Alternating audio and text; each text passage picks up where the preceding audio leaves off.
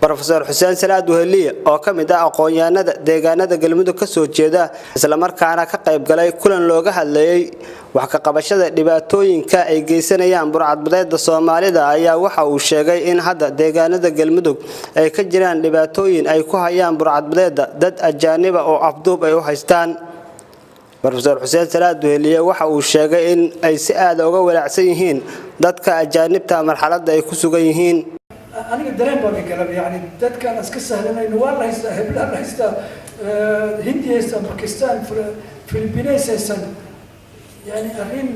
يعني مورالي أرين آديات برسول آديات نحن ما جعل ويلكيس الناس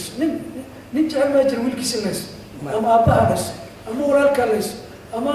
حاس كذي نكلم صديق الناس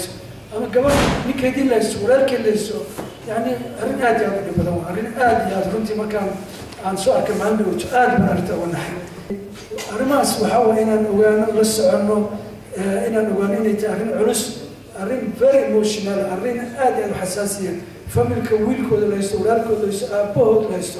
وحاول وفم المرويسن كلن كان أوها mid looga wacyigelinayay dhalinyarada qatarta ay leedahay burcadbadeednimada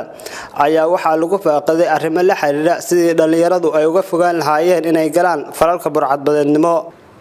in ka badan ilaa 28 qof oo ajaanib ah oo uu ku jiro wariye lagu magacaabo Michael una dhashay wadanka Mareykanka